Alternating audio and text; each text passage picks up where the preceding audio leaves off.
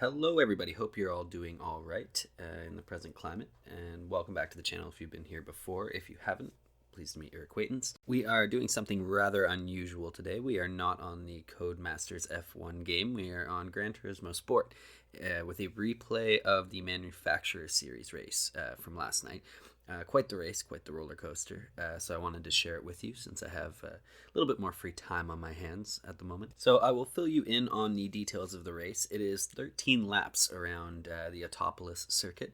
I'm racing for Mazda in the Atenza Gr3 car, which is equivalent to GT3 cars. These cars are a lot of fun to drive. Really fun racing. You get a lot of wheel-to-wheel stuff. The cars are equal in this series, so you don't have to worry about anybody being vastly ahead of you. Obviously, certain cars perform better in certain parts of the track, so there's always utilizing the car that you have to your advantage.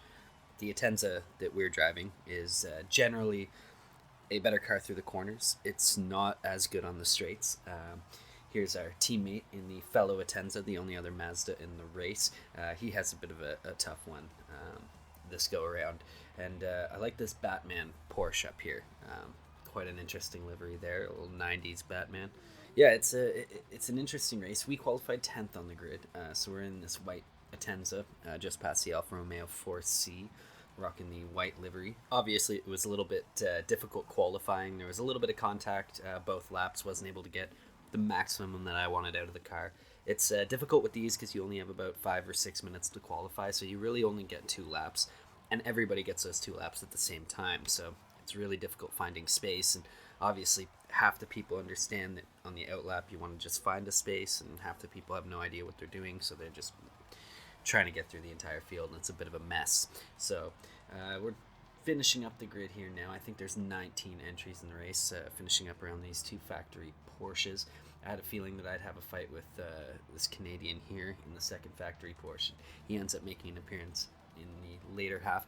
This BMW is somehow able to rotate its wheels 360 degrees on its axis, so I don't know how that's possible. And 19th here actually pulls a pretty insane Houdini move at some point during the race. So we're off here now, just heading around the final corner. Rolling start, obviously, so I think we get the green light to go just as we're exiting this final corner onto the straight.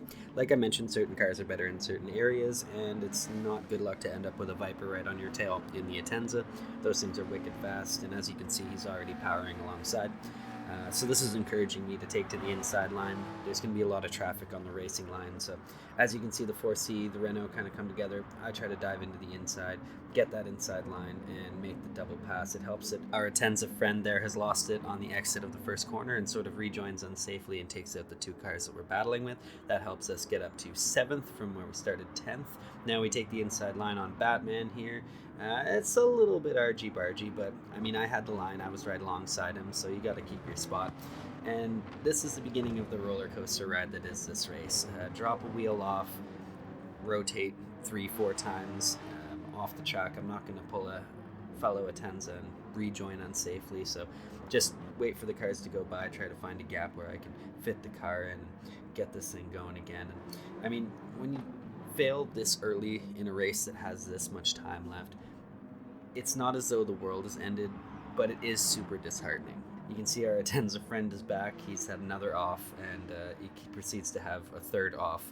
I don't know what's going on there. He just can't get that thing running at all today.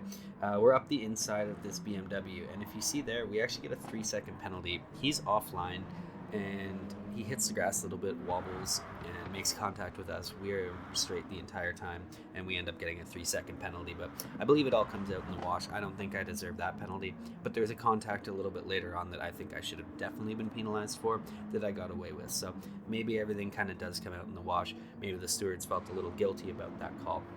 So we're trying to defend against this i8 here with the 360 degree rotating wheels, and I have a 3-second penalty, so I just let him by. I went a little bit too deep through that double corner, the right hand uphill double apex.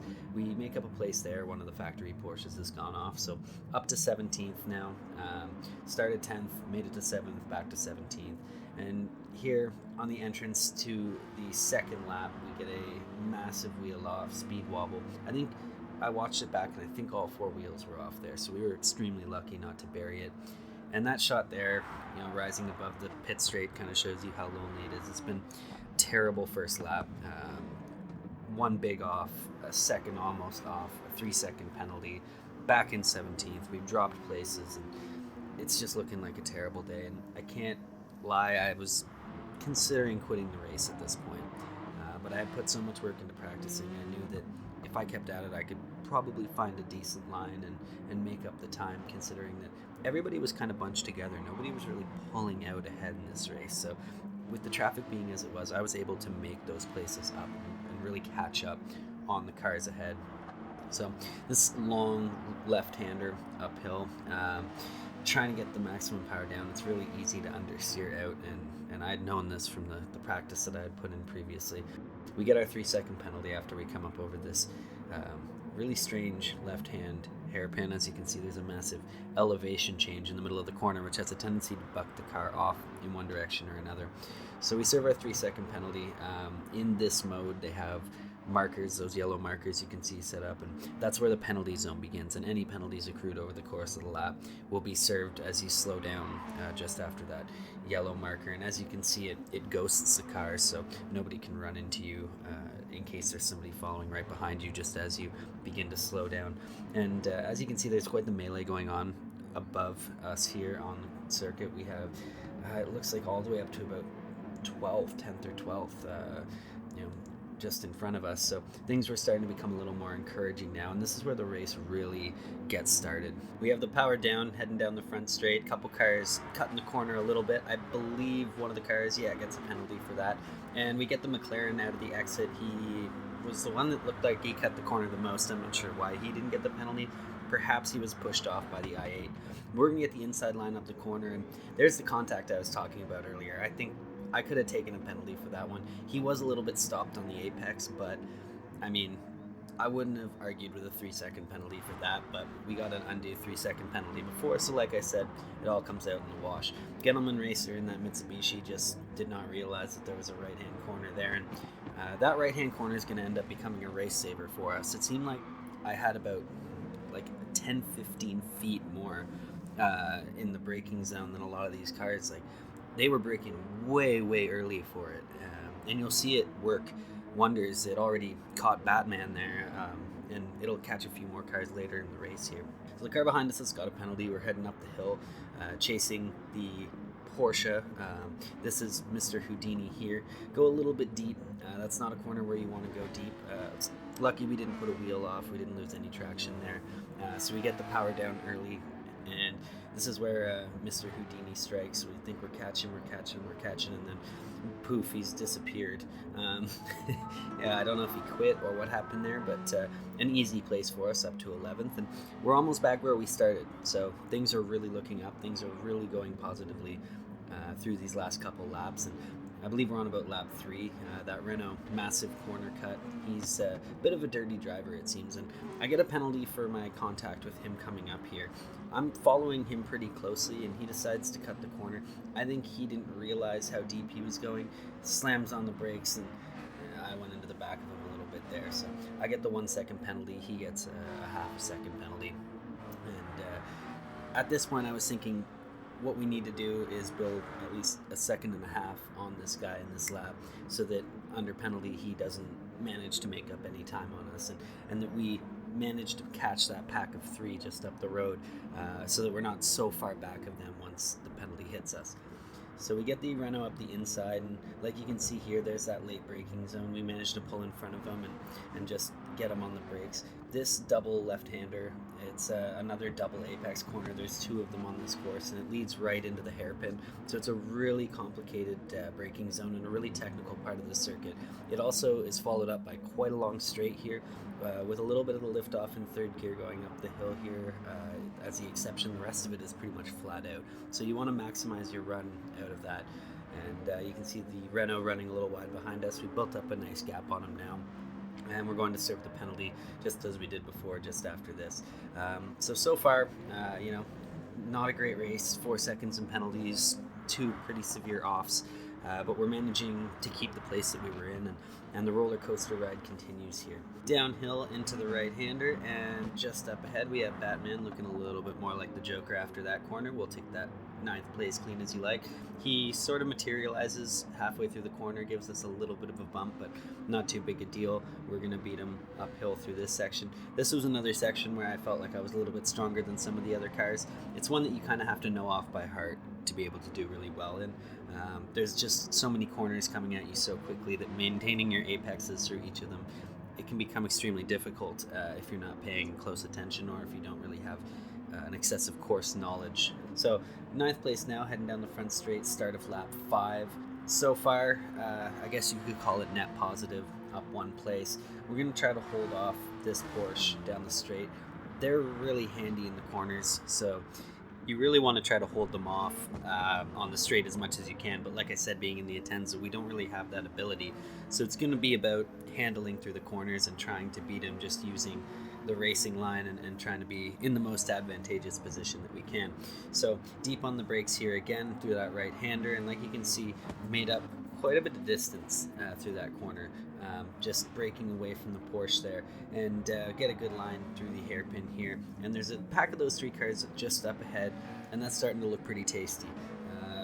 I wanted to join this ruckus that's going on up here. Through the fast uphill left-hander, trying not to understeer out wide. I know that the group ahead is probably going to have to brake pretty hard through this hairpin, so we're going to try to close on them as much as possible and try to make the difference through this corner. We do miss the apex here. See a little bit too far to the right, so not the ideal line, but again, we're not on the grass or anything, so we're able to get the power down, and you do get a nice tow down this section through the downhill portion into the right-hander. That BMW Z4 and the McLaren are pretty close together, so there's a good chance they're going to have a scrap. And it looks like it was actually the 6th place car that ended up losing out, this black and red. I think it's the Hyundai. Yeah, it looked like he lost out the most there and maybe got pushed out wide. And he goes a little wide there, comes back at us. That was a bit of a dirty move. Maybe he didn't see me, tried to correct. It was already going a little bit out wide, but I don't really like calling people dirty drivers, but there are times where you can see there's a distinct lack of awareness from the driver, and not knowing who's around them and maybe thinking that they're the only ones on the track. So you see the Porsche taking a wide line there. It goes from a reasonably priced racing Porsche to a massively overpriced lawnmower. Not the ideal line to take down the straight. We're going to try to make the inside move stick here. On 8th place, he does run way wide, loses a bit of the traction on the outside in the marbles, and we're going to be able to get a good run down this mini straight here into the right-hander. Here's that right-hander working again. We're going to try to outbrake him, and yeah, we get a good few feet in that corner and manage to take the apex from him. Nice move, clean as you like up the inside, and now we're going to be fighting for 7th. Lose a bit of the traction through the hairpin there. It's a really slippery corner. You can see on the exit, the trailing car also caught a little bit of a slippery spot there. Again, through that fast uphill left-hander, we've got the slipstream on the Z4 in front, so you should be able to close. And like I said earlier, you can see that nobody's really pulling out front. That's all the way up to 2nd place right there in one shot. Nobody's really claimed the race. Nobody's really gone, 7-10 seconds out front like you sometimes see. So far, so good. And now I'm kind of thinking, well, maybe my chances are a little better in this race than I thought. 5 and 4 make contact there. 4 goes off the track, and that's going to be us up into 6th place. Whenever you're trailing a pack like this, it's kind of just wait and see who gets nudged off and then try to take advantage of that. You don't want to come plowing in. You don't want to go max speed because you're kind of just waiting for somebody to make a mistake and trying to get in that tow. Especially in a longer race like this, it's more of a patience game than anything. You really don't want to be taking too many chances, putting yourself in a position where you could be nudged off by an unsuspecting driver doing late lunges and stuff like that. You have to take your spaces when they come. But now we're on to the end of lap 6, start of lap 7, and see somebody pits there. I don't know if they had damage or what was going on. There was no mandatory pit stop or tire selection change in this race, so no real reason to pit stop unless he might have had damage. There's a 4C going incredibly slowly there on the straight. Don't know what he was doing. And then we get to put it up the inside of the Z4 and the McLaren. The McLaren was quite angry with the Z4 after the race for spinning him off there. I don't know. You can tell me if you thought that was a bit of my fault. I put myself on the inside and I kind of claimed my line, and I didn't really nudge anybody too far in one direction. I think that the McLaren had already taken too wide of a line, and the Z4 kind of exacerbated that by taking the line right next to him and sort of making sure that he couldn't come back on the track, which caused a spin. We're going to have a good battle here with the Z4. I think it lasts 1 or 2 laps. He's a very aggressive driver, but not a dirty driver. He definitely, you can see the scars of battle all over his car. He's had a few run-ins so far this race, but I didn't experience anything overly dirty that he was doing, at least. So we're going to go down the hill here, chase that Viper. That was the Viper that started 1 position behind me, and he's done a really good job in this race. His braking points are a little all over the place, though, and you'll see when I start making up time on him that he's a bit unpredictable. And he also has a few scars of battle, which means that he's been, mixing it up a little bit throughout the race and maybe claiming his line on certain corners when there's a little bit of a ruckus going on. So that Z4 is doing a really good job. He actually, I think, does a really good job of mimicking my line through a lot of this, and it's making him faster. He's sticking right in the toe and just latching onto the back of us, making sure that he gets as good a run as he can on this straight. That Z4, just like the Viper, is pretty quick in a straight line, so he'll be able to make up a lot of that space on me. And we're just going to pull to the outside, basically make it so that we claim our line. He looks at the inside, but just not enough space. We're a little bit loose on the exit there, but we managed to keep the BMW behind us for now. Coming down towards the right-hander, where we make up a lot of time in this race, and with the late braking point, he's still, like I said, right on the bumper. He's doing a really good job of mimicking that line and making sure that he's right in the toe.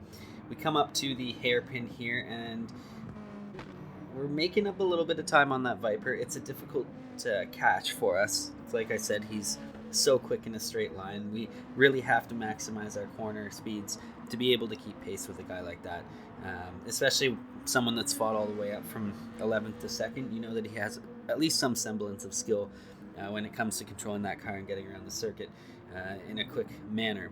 So up around the elevation change in the hairpin, we're really making up time there now. You can see we've closed that gap, and first place isn't that far ahead. So right about now I'm starting to think, you know what, maybe it's a good thing we stayed with this race. I've got a podium position already in hand, and the 2 cars that are ahead of me are not that far ahead of me, and we're bunching up quickly, which is a good sign.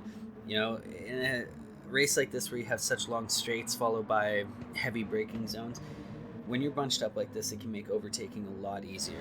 It's a lot more difficult when you have a track that lends to them being able to pull out massive leads. You really need those heavy braking zones to be able to make up that space against them and complete the overtake. So beginning of lap 9 here now, we have 5 laps to go in the 13 lap race. Things are looking all right. We got the slipstream on the Dodge Viper here. With the power advantage, we won't really be able to get close to him until the braking zone. Like I said, he's a little erratic on the brakes, so we're able to beat him down into the braking zone and even use him as a sort of bumper to keep the Z4 off of our tail, which is advantageous to us. Whenever you can put a slower car between you and someone you're battling, it always makes a huge difference. And deep on the brakes, we get a bit of space on them there, and that Viper's really holding up the Z4, making it very difficult for him to catch us. First place gets a little bit of a squirrely line out of that corner, and this is when I was thinking that it might actually be possible to get a first place, and that would be my first place in this mode. But then I understeer out wide, and earlier I mentioned I'd figured that corner was a massive understeer corner practicing, and there's no excuse for making a mistake like that. You practice for that exact reason. You understand exactly what the car is going to do if you run out too wide, and then you do it anyway, and we end up losing the 2nd place. We're back into 4th, and now we're fighting that I-8 again over 4th, 5th place. So we've again given ourselves more problems, and this is where you really have to just kind of bear down, make sure that you forget the rest of the mistakes that you've made and try not to make any more, and try to make up the places that you've lost. And because I had already caught up to them in such a way, I knew that if I pushed hard enough, I would be able to eventually catch up to them in some respect and hopefully make some overtakes. So end of lap 9, beginning of lap 10 here. The gap ahead at this point I think was about 7 seconds to the lead and just under half that to 3rd place. And we're also going to give the I-8 a tow. So it ends up being quite an exciting last 4 laps here. It's probably the most exciting point in the race, so if you stuck around for it, you should enjoy it. It gets a little bit crazy. The I-8's right in the slipstream. They've got superior speed, so he's going to try the move.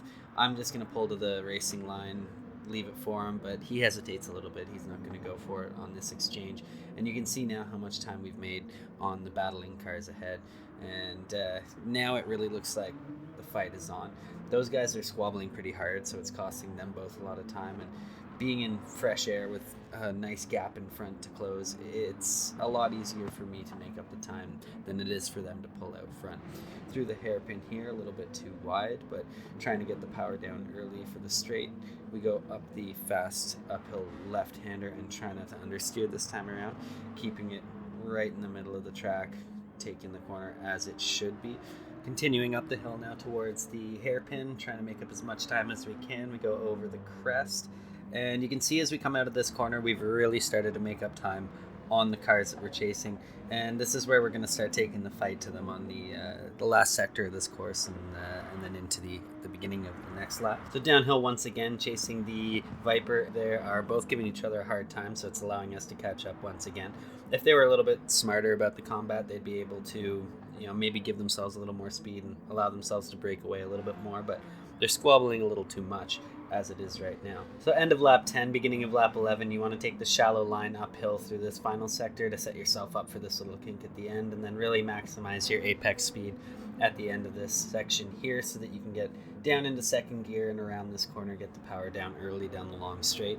It is quite a long straight here, so it's important to maximize your power down on that exit, and we're really gaining on these two cars in front now.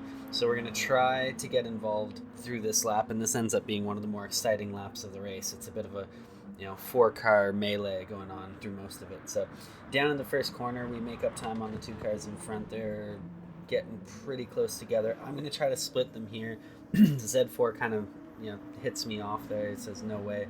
So I'm going to try a different approach. Wait, go between the two cars and try to take the inside line.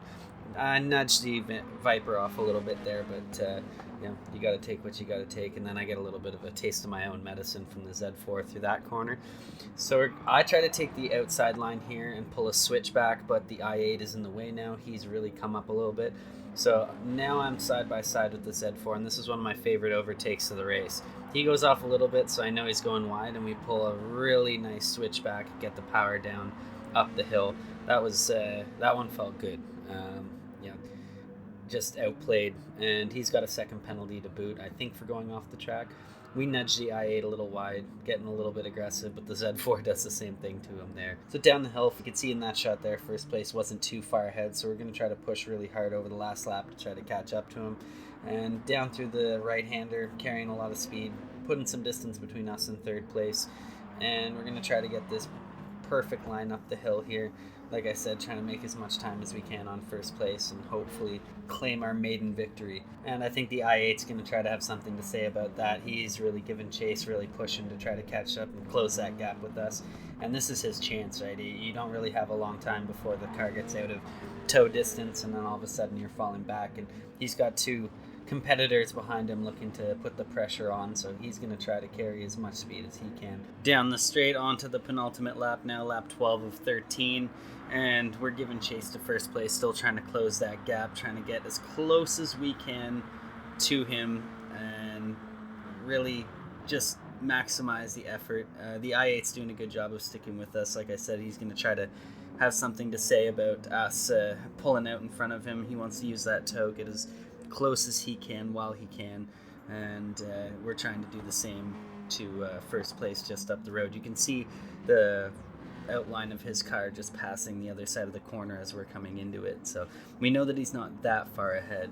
So trying to carry speed, the I8 behind us gets a little slippery. He's going to have a bit of a moment there, but it looks like he managed to catch it, but that's going to cost him a little bit of time and allow us to pull out a little bit from him just to take some of the heat off and not make it like we have somebody breathing down our neck for the last part of the lap when you're really trying to catch up, really trying to make the difference. And not too far ahead is first place there, so only a couple seconds up the road. You can see we still have a shot in it. Just try to keep the line clean, perfect line around the hairpin, maximizing the speed downhill and taking basically everything that we've learned from every single lap so far, all the mistakes that we've made, all the practice that we've done, and just trying to put it all together to really push.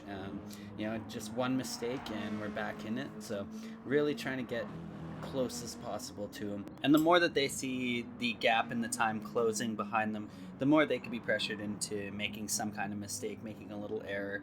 You start making them sweat a little bit, and the mistakes will come in one way or another. So just going through the last long right-hand corner now, trying to get the power down early, and just trying to hit the straight nicely for the last lap of this race. And what a race it's been, roller coaster up and down throughout. Like I said earlier, it was one of those races where you think, maybe you're going to drop out after the first lap. It's not going your way, and a lesson in sticking to it a little bit and letting things play out. You can, especially in these kind of lobbies, always make up a lot of ground just hoping and counting on the people in front of you making mistakes and going off. It's quite common to see mistakes in this, and you can't really say that you're out until about the final lap, which then you can really see, okay, where am I going to be able to catch these people, and what's the distance. First place, like you can see, only about 3 seconds ahead, I believe it was at this point. So we're just trying to put everything into it and praying that we can make up a little bit of that space. And it was around here that I realized that I wasn't going to make up the space on pace alone, and you kind of have to hope for him to make some kind of error and really maximize your effort to make sure that if he does make a mistake that you're right there to claim the victory. But unfortunately it wasn't to be. This time there were no mistakes made, no victories to be had, but a solid second place. And it was my best finish in the Manufacturers Series thus far, my best finish in any of the sport races actually, which tend to be generally more skilled lobbies. The standard online lobbies tend to have a sort of ramshackle group of players, some good, some bad, but the consistency of skill level in the Manufacturers Series definitely lends to a little more close racing and makes it a little more difficult to move up. But yeah, just a great race all around, one of the more exciting ones that I've done in recent memory, and I wanted to share it with you, given that I have more time on my hands at the moment, and hopefully have more for you in the coming days. So hope you're all doing well, and hope to see you again soon. Thank you so much for joining me, and we'll see you again.